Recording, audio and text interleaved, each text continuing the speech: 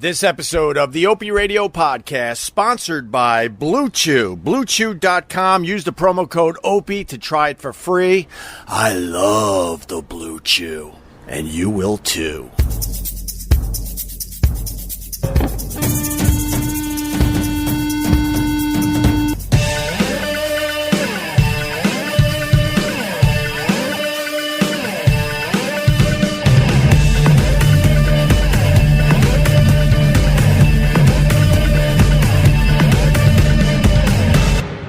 What's up, everyone? Good morning.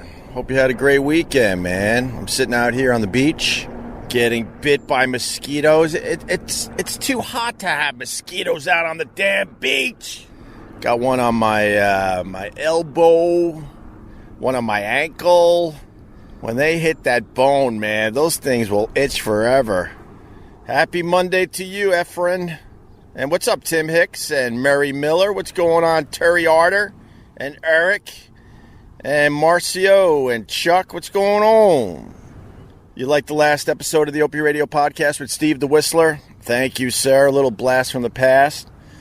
Dug up some audio from the Opie and Anthony show, 2002. This guy, Steve the Whistler, comes in. We used to book these guys, and we would call it Bad Guest Day. But unfortunately, the bit went away because everything got so corporate, and if you were fucking with one guest, the people that represented that person also had a whole bunch of other guests that they would now make sure would never do your radio show. But it kind of sucks that bit went away because it was so much fun, because there were so many of these guests that wanted to come on that were just not right for the type of radio we were doing. So we always spun it, and one of the more famous ones was Steve the Whistler. Did a mosquito just bite my nose? Hold on a minute. Oh my God, I got bit on the side of my nose. And now I got bit on my hip. Oh my God, I got welts all over my body. I hope you're enjoying this. Anyway, so we would do Bad Guest Day, and this guy, Steve the Whistler, really nice guy and really talented, but I don't know what you could do with the whistling talent, to be honest with you. And he came in with CDs, and he would whistle along to the CDs. And the beauty of the Opie and Anthony show back then was the chemistry, the unspoken chemistry, by the way, because we knew we were going to do something with Steve the Whistler, but we weren't really sure. And by the end of that bit, everyone played their roles perfectly. I played my role perfectly. Anthony played his role perfectly. Jim Norton played his role perfectly. All the people behind the scenes, everyone got on the same page and went, this is what we're doing. Really good guy, and all he wanted was the New York audience. I think we were syndicated at that point, so we were in a whole bunch of cities. All he wanted was a bunch of cities to hear his unique talent of whistling along to, I think, show tunes. And he was in for 30 or 40 minutes, and he just wanted to believe that all the shit that was happening and going wrong during his appearance were just technical difficulties that we were going to figure out. But then everything got corporate. It just sucks. I remember Kristen Bell called the radio show to promote a movie, and we were in the middle of just a really, really good radio show. This was when we were at Sirius XM. So I just quickly asked her if she was, I don't know, excited about the movie or whatever. And then I quickly went, okay, great, and hung up on her. The interview was literally 10 seconds long, and it got one of the biggest laughs ever on the radio show. And we had a live studio audience. Everyone enjoyed the hell out of that. We got to interrupt this news story. We got a big star on the phone. Kristen Bell, the star of Forgetting Sarah Marshall. Kristen. Yes. Congratulations on the new movie. Are you excited? I'm so excited. Awesome.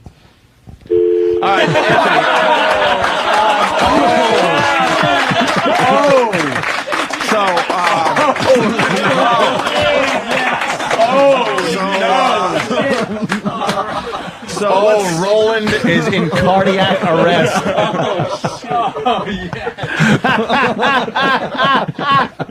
best celebrity interview ever. All right, so 92-year-old man home. That was really hurt. Of course it was. And then, behind the scenes, all hell broke loose. Oh, Kristen Bell's people are mad, blah, blah, blah, and they represent blah, and blah, and blah, and blah, and blah, and blah. And now none of those people will come on your radio show. And my thought at the time was, who gives a fuck? As long as we're entertaining our audience, I don't care who comes on our dumb radio show. But unfortunately, with satellite radio, they really moved into the whole celebrity culture, and they were all about getting as many celebrities on their channels as possible. But unfortunately, Bad Guest Day kind of went away because everybody was represented by somebody, and somebody was going to get pissed off if you said the wrong fucking thing or made fun of the person for just having a who gives a fuck thing to promote. It's too bad.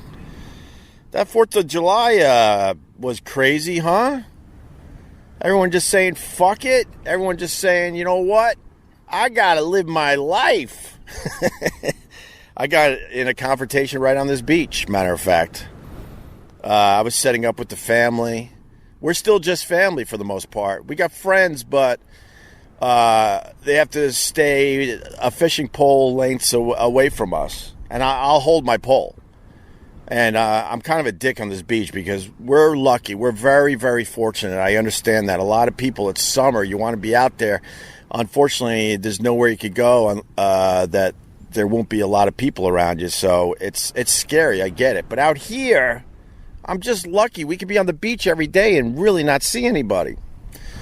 So these assholes right over there, if you're watching the video, right over there, family of 10 or 12. And I'm setting up my family over here, pretty much where I'm sitting. And they were leaving the beach to go get something. Maybe they have a house around here or something. Or maybe they went into town to get lunch. I heard they were taking, lunch orders. I'll have a hamburger. I'll have a hot dog. But make sure they burn it. And make sure they're not stingy on the sauerkraut. I love a lot of sauerkraut on my hot dog. You know, they're just babbling and taking fucking lunch orders, right? And the two that went to get the lunch, they walk right by me. So, look, man, I'm taking the coronavirus very, very seriously. And anyone that has had a family member get this thing or a friend get this thing, and sadly, I know there's probably a few of you listening to this right now, you've probably had someone die from this thing. You know how serious this damn virus is. And I'm still taking it very, very seriously. So these people walking right by me, 2-3 feet away, and I just go, too close. And the guy goes, excuse me? I go, too close. So I go, I'm taking the coronavirus very seriously. And the guy goes, then why are you on a public beach? And I go, because I live here, you idiot. So they walk away. They walk away really, really bad. You know, you can't call out anyone anymore because they just get instantly mad. And I know they're going to come back and it's going to be a problem. I already know. Fast forward about an hour, they come back with the hot dogs and the hamburgers. And at this point, I got my wife and my kids. We're all set up nice. We're trying to enjoy the beach, and we're staying pretty far away from everybody else. He goes back to his family, which is in a crowded area. This whole area was just crowded with people. They don't give a fuck about the coronavirus. They put their goddamn time in. I'm going to enjoy my summer. And now they're leaving the beach a few hours later. Like, they're kind of giving us, like, you know, the stare and the dirty looks that you do, right? And my wife is sitting up here. I'm fishing over there. My kids are in the water, so I'm fishing and watching them. And they start walking by. And now they start saying stuff like, that's where the guy was that's saying we were too close. We're too close. Oh, God, too close. Like, they're mocking the fact that I'm taking the coronavirus seriously, right? So my wife starts looking at them because she's from Philly. She don't fucking play. And all of a sudden, they're like, oh, my God, she's looking at us. She's looking at us. That must be his wife. They're looking at us. So my wife gets up, and I'm like, oh, boy, here we go, you know. But more or less, we're pretty zen these days. I've seen my wife have, like, at times bigger balls than me. But she gets up, and she starts walking toward them. I'm like, oh, boy, here we go, you know. And then she kind of walks the other way. And later on, she goes, I was thinking about it, but I decided, you know, it was best to just leave them alone. But I saw this whole fucking thing. So I jump up, and I run over to him. I'm like, is there a problem? Is there a problem? And the guy's like, too close. Too close. He's mocking me, right? I go, none of you guys are tough guys. None of you. So knock off the tough guy act. And next thing you know, they're looking at me in shock, right? And I'm like, what can I do? You know, and most of you guys know I'm kind of an asshole. So I go, I'll be right back. And I start walking away, you know. I start walking toward the houses. And they go, where are you going? You know, like I'm leaving the situation, you know, after telling them the tough guy act isn't working. I go, I'm going to get my gun.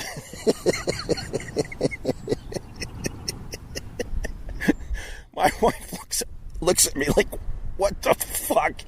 Oh, I'm hiccuping. So next thing you know, they it wasn't a slow walk, but they weren't running, but they quickly left the beach. Now, I'm here to say, because there's a lot of assholes out there, do I have a gun? Yes, I have a gun. Was I actually getting the gun? No, I was not getting the gun. But it was my way of just being a complete and utter asshole after these guys were, you know, doing their tough guy act. So I'm dealing with it here, even though there's not a lot of people around in general, you know. I mean, there's people that just don't give a fuck about the coronavirus anymore, and now it's come down because that asshole Donald Trump, and I know there's a bunch of you guys that love the Trumpster, but he's just a fucking asshole because, you know, he could fight the left and he could campaign against Biden and God bless him, but he's got to bring us all together and basically tell the country, and he sort of is because a bunch of the GOP are heading in that direction, but he's got to tell everyone that wearing a mask it could save your fucking life. You know, then we can fight politics, but let's not make the mask a political issue. It's so fucking stupid. And then it doesn't help that he said, well, 99.9% of the people that get the coronavirus will be just fine. There's not a doctor out there that's agreeing with that. Oh, boy, I just lost you, right? I lost it because I'm talking about Trump. I understand. You rah-rah Trumpsters are out there. Steve writes, you own a water gun? Yeah, I didn't say what kind of gun. There you go. Thank you, sir. Thank you very much. Yeah, I was getting my water gun. Speaking of guns, if your gun is more like a water pistol, pew, pew, pew, pew, pew, pew, and you want it to be more like Rambo, you might want to try the Blue Chew. Although people with normal functions, they also try the Blue Chew. Why not? We're in the middle of a damn pandemic. Whatever it takes. Guys, now you can increase your performance and get the extra confidence in bed. Listen up. It's BlueChew.com. That's blue like the color blue. B-L-U-E, BlueChew.com. And if you throw in the promo code Opie, you get to try it for free. It's the first chewable with the same FDA-approved active ingredients as Viagra and Cialis. You can take them anytime, day or night, even on a full stomach. And since they're chewable, they work up to twice as fast as a pill, so you can be ready whenever an opportunity arises. Blue Chew, made in the good old U.S. of A. It's prescribed online by licensed physicians, so you don't have to go to the doctor or wait in line. Cheaper than a pharmacy. They prepare and ship right to you in a discreet package. No awkwardness, and you don't need to leave the house. If you could benefit from more confidence where it counts, you know, pew, pew, pew, to Blue Chew is the fast and easy way to enhance your performance. Look, here's the deal. Try it, man. Try it for free. BlueChew.com. Use the promo code OPIE, O-P-I-E. Just pay the $5 shipping. Blue Chew is the better, cheaper, faster choice. We thank them for sponsoring the podcast. Use the promo code OPIE, O-P-I-E, at BlueChew.com. It's getting exhausting. Every day you wake up and people are pulling statues down. I've never looked at a statue in my life. Oh, what is this statue? And you sit there and read it? Who reads what the statue's about? I honestly didn't even know half the statues were from the Civil War. I had no idea. I just thought they looked beautiful. And in some video games over the years, I'm trying to remember the one I used to play where you had to hide. There was a mission in Washington. You had to hide behind the statues. It was part of the mission. That's all I remember about statues. Just had to itch my eyelid because I think I got another mosquito bite. But Trump 2020, there you go, Philip. I'll give you equal time. That's what I like about my podcast. I give you guys equal time. I don't think Biden's ready to be the president of the United States of America. But people are like, yeah, but it's obvious that he's in the early stages of dementia. And when he talks, it feels like at any second the wheels are going to fall off. But he's going to hire some decent people around him, and that's why it's important that we put Biden in the White House. And I'm like, yuck. Yuck to both of them. Yuck. But these stupid statues, man, I don't know. Maybe they belong in a museum. I've never thought about it. Because guess what? When I was growing up, it was okay to lose. When I was growing up, when you got a statue/trophy, it meant you accomplished something. These kids today, I'm starting to think that growing up where everyone gets a trophy, they're looking at these statues and they're getting fucking triggered because they mean nothing to them. I think that's where this is coming from. I understand we gotta change some things in America. I do agree with that to a point. But now we're losing our fucking minds. I know there's problems with the police. And then you say, yes, there's some bad apples. Like, bad apples? It's way worse than that, Hope. And then now we're defunding the police all over the country. Did you read the papers this morning? Crime is going up all over the place. So that's not the solution, obviously. You can't have cops killing black men all over the country, but you can't defund the police either. The answer is somewhere in the middle there. Shootings up all over the country. My God, man. Crazy. And then it's kind of funny because Trump's like, what are you doing? Executive order? He's like, if you deface or take a statue down, you get like a minimum of 10 years in jail. And he's like, that should take care of the problem. Oh, my God. More statues were taken down in the last few days since he signed that executive order. People are like, oh, yeah, now watch what we do. This country is really off the rails, and man, I'm here for the ride. It's kind of exciting. I'm not going to lie to you. You got the sports they're trying to open up, right? Baseball, you got Major League Baseball players testing positive for coronavirus left and right, and you got a bunch of players that are saying, you know what, my family comes first, and I love those guys. God bless you. Your family should come first. And they're like, so I'm sitting out this Major League Baseball season. And I'm like, you know what? That's the right thing to do. But players are being tested, and they're testing positive for the coronavirus. I don't know how you open up sports again. I don't know how you try to say it's going to be safe. How the hell is the NBA going to open up? They were showing LeBron James, and he had a mask on at practice, and supposedly he kept the mask on during practice. And I'm thinking to myself, if Major League Baseball players are testing positive for the coronavirus, what hope does the NBA have? Those guys are in close contact with each other the entire game, sweating their asses off, huffing and puffing, because, man, I played basketball, running up and down the court, for 48 minutes of game time is completely exhausting. And you're really breathing heavy. So I don't know how most of the NBA doesn't get the coronavirus by opening up the NBA. It's insane that they're trying to do this. There's no real cure for the coronavirus unless we really take it seriously and try to social distance and try to wear our mask whenever we can, and don't pull it down off your nose because you can't breathe. This thing is going to just be with us and haunt us for a while. It's a nightmare. Hockey is trying to open up, and they're going to Canada because the cases in Canada are very, very low. So I think they picked 2 cities to try to finish the NHL season. Maybe that'll work. I don't know. But, I mean, if baseball's having a problem already, I see baseball opening up. It'll be really interesting to watch a few games without the crowd, and then you're going to realize how boring baseball really is when you don't have that crowd noise pumping up everything. Oh, a pitching change. Oh, my God, this is the most exciting thing ever. No, it's just that the crowd is doing the dumb wave or singing along to Sweet Caroline. You take all that shit away from baseball, you realize, wow, this fucking sport sucks. This thing stinks. Oh, and I noticed they left all the homo stuff in baseball.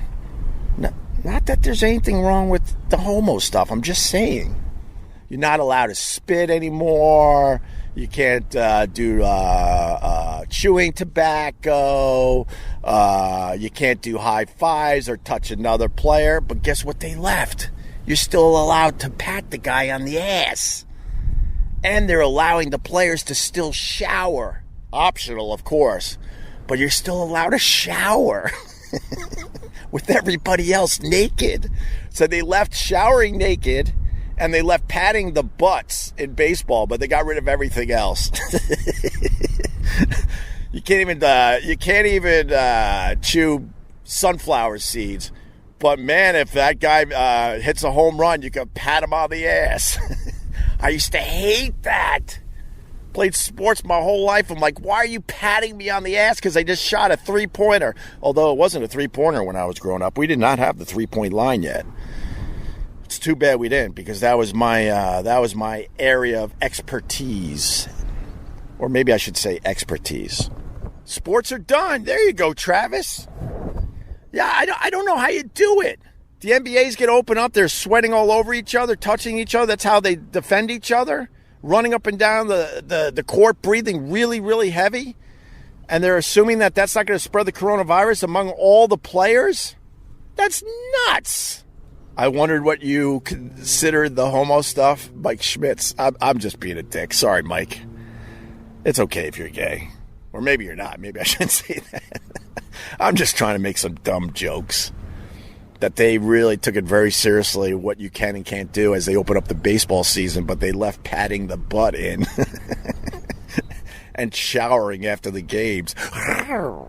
I told you guys, I was a runner. And I was a basketball player, were my 2 main sports that I played for, I played in high school and college. Although the college career, I snapped my ankle on one of those dumb rubber floors that didn't have any give. I planted my left foot, and I snapped my ankle in front of everybody. And that was it for my basketball career. I was like, fuck this shit. But anyway, over the years, I reached puberty a bit on the late side. So I hated showering after gym, man. I went to class all sweaty with my balls now itching because I just sweat for the last 2 hours. And then I would shower at home. But these guys, and I noticed it was always the well-endowed guys in school. They like, I don't give a fuck. I'll shower in front of all you motherfuckers.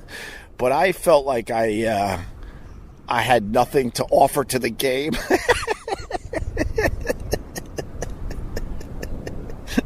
My dick was still in the minor leagues. So I'm like, I can't play with the pros. There was a guy that I ran cross country with in college. This guy, no joke, soft, had a 12-incher. And he wore it proud in the showers. He wanted to show it off. And I'm telling you, Mike, Mike, hey, no, man, I was wondering where you were going. Oh, okay, so Mike Schmidt's not gay. Look, we don't mind if you're gay, though, Mike. You sure you're not? I'm kidding. So, this guy, I would see him in the bars, and we were teammates, and he was a ladies' man. So I don't think it was a gay thing. I think he was like, I got a 12-inch soft one, and I'm going to show everybody. I don't give a fuck. And then every once in a while, I did have to shower because I had somewhere else to go, and I would have to wait and then get the shower way in the corner and make sure they could only see my ass. I would never turn around and arch back and rinse my hair. So I probably left with shampoo in my hair as well. But then nature took over. I ain't leaving you with that part of the story. Then nature took over. And I'm proud to say the Opester does just fine now. But man, 18 when I needed it. Oh boy. Oh boy, it was like my tomato plants. A bit on the wilting side. What's up, Brian Bernard? Morning back at you. Hey, Wayne Buatkins, how are you? I hope you had a great 4th of July. That's right, Blue Chew to the rescue, Ken. Love the BlueChew.com. Promo code Opie to try it for free. Oh, yeah. Vincent goes, no doubt the 4th was a social breakout. Hence the fireworks. Yeah, man, people finally said, you know what? Fuck it. I don't get it. I'll be honest with you, I don't get it. And this doesn't come from where I lean politically, although I try to tell people I'm more of a moderate, a libertarian than anything else. I like some of the issues on both sides. I really believe in the women should have the choice to do whatever the fuck they should do with their damn bodies. I think the gun thing's a little out of control, to be honest with you. But I'm also smart enough to know that, the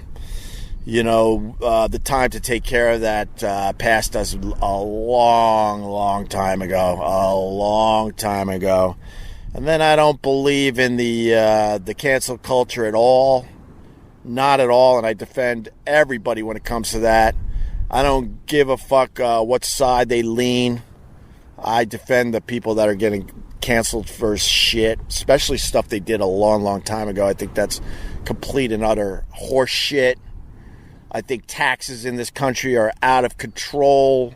I want to keep more of my money. Or if you're going to force me to pay a ridiculous amount of taxes, at least let me choose who I give it to. That would be nice. Then it wouldn't hurt as much. So anyway, I with that said, it's just so sad, and I said this months ago that we were making the mask a political issue, and I don't know why we would do that to ourselves. It's just, I don't get it. And it comes down to this. You don't want to wear a mask, and you want to be in a pool party with 1,000 people singing a goddamn Guns N' Roses song. So be it. But then when you leave and you see some family on the sidewalk as you're going back to your car and they're scared and they got their masks on, maybe respect that, and maybe make sure you're a good 6 to 8 feet away from them, and maybe try not to point at them and mock them from wearing a mask. That's all.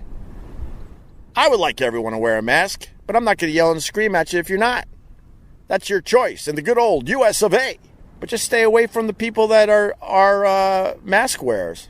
I told my wife, though, over the weekend, I said, look, at this point, I have no doubt we're all going to get the coronavirus, sadly. The best we could hope for in my family is that we get it when the drugs are way better. That's it. I don't see how you avoid it at this point. I don't see. Because greed is getting the best of us. They're hinting that they want to open up my kids' schools in the fall. And that's not about the schools thinking that it's safe to do so. It's all about them saving the damn schools. Because in New York City, I got the hell of putting my kids in private school. It's what you do. I got the means, but it really is what you do in New York. There are more kids in private school in Manhattan than in the public school system. And so all these private schools, they're scared shitless that their school's going to go away. So they're making believe that it's going to be safe to reopen in the fall. They're going to kind of give you a choice, I guess, but I don't know. And then finally, I saw a decent documentary on Netflix. It was about Queen and Adam Lambert. did you know he was gay? Oh my God. Maybe too much gay stuff in this podcast. I'm a fan. I mean, I'm not a fan in that way, but I'm a fan. But anyways, so Freddie Mercury dies in, 91, 92? For all the music people out there. And they were a massive band, and they were probably the biggest band in the world when Freddie Mercury died. They were playing in front of just an insane amount of people, and Freddie Mercury was incredibly talented. His voice range was ridiculous. He could do a disco song, he could do a pop song, he could do a rock song or a rock anthem, he could do opera. I mean, simply put, I don't think there's anyone that comes close to what Freddie Mercury accomplished vocally. Although Adam Lambert comes close, and that's why this documentary on Netflix is really, really interesting. Turns out Adam Lambert, when he was on American Idol, and he came in second place, which was ridiculous. I was sort of still watching American Idol at that point. But for the finale, they bring out the remaining members of Queen and the two finalists, Adam Lambert and the guy who won. And honestly, I don't even know who it is anymore. So they did Adam Lambert a favor. I think he became a bigger star because he didn't win American Idol. But anyway, they had to sing along to Queen. We Are the Champions, I believe. And Queen went, damn, man, maybe we could do something with this Adam Lambert. And they tried over the years after Freddie Mercury died. They had all sorts of people fill in for Freddie Mercury because they really wanted to go on as a band or at least play the old songs. I'm not really sure if they ever really attempted to play new songs. And, you know, Queen was on Broadway. And I think Paul Rodgers toured with Queen for a couple of years, and that was successful for a bit. But anyway, so the American Idol finale, Queen plays with the two finalists, and Adam Lambert just crushes it. And Queen's looking at this guy like, damn, man, I mean, no one could replace Freddie Mercury, but this is pretty damn close. So long story short, Adam Lambert had about a year. He had to do some shit for American Idol, and Queen kept in touch with Adam Lambert. And you fast forward, and they finally said, fuck it, let's do it.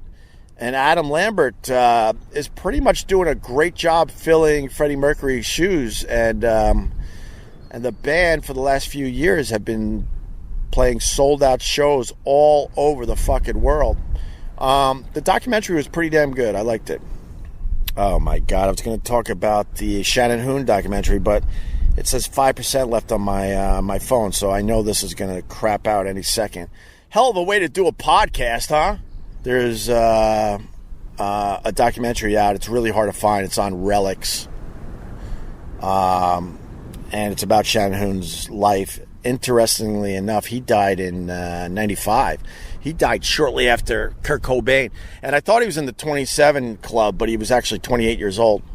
And the cool thing about Shannon Hoon, I'll go quick because my phone's dying. He was friends with Axl Rose. And Axl Rose and him came from small towns in Indiana, right next to each other, I think. And Axl Rose was friends or maybe dating Shannon Hoon's sister. And Shannon Hoon went out to L.A. to try to be a rock star. And Shannon Hoon's sister called up Axl Rose and basically said, could you watch out for my brother a little bit? And Axl did, and they became friends. And what a lot of people don't know, Shannon Hoon harmonized on a bunch of songs on Use Your Illusion 1 and 2 with Guns N' Roses. And a lot of people were like, who the hell is this new member of Guns N' Roses? I don't know if a lot of people even know this.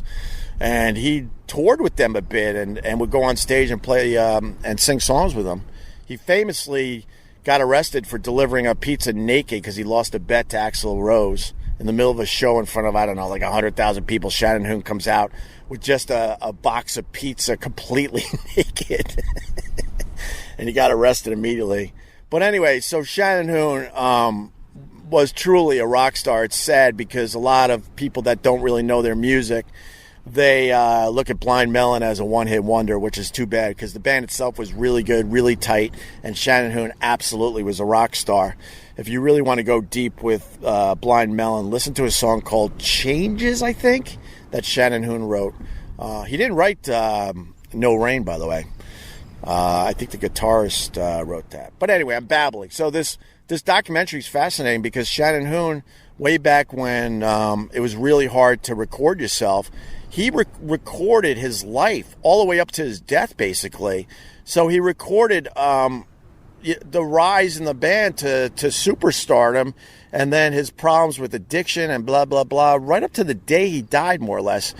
He was filming stuff around him and documenting everything, and they made a documentary out of it. And I think it's called All I Could Say, and it's damn good. We could talk about it more on the next episode of the Opie Radio podcast, but oh my God, this thing is about to die. Guys, thanks for joining me on the Facebook Live. I appreciate it. Thanks for listening to the Opie Radio podcast. I'm not going to lie to you, man. It's getting tougher and tougher to keep this free because the bandwidth is just crushing me. I got advertisers. I'm trying to cover the bandwidth. I don't really need to make a lot of money, but I don't want to watch thousands of dollars going away every month. So all I say is, if you can, support the sponsors, BlueChew.com, try it for free with the promo code Opie. I'd appreciate it. Or go buy a dumb shirt. We'll pump up the merch soon, OpieRadio.com. Only if you can. If you can't, I get it, and that's fine. And I will try to keep this fucking thing free. But maybe a little help would be nice. Okay? Not crying poverty, you asshole hater. Just talking about reality here, you dick. All right. All I could say, my life is pretty grand. Boo, boo, boo, boo, boo, boo, boo.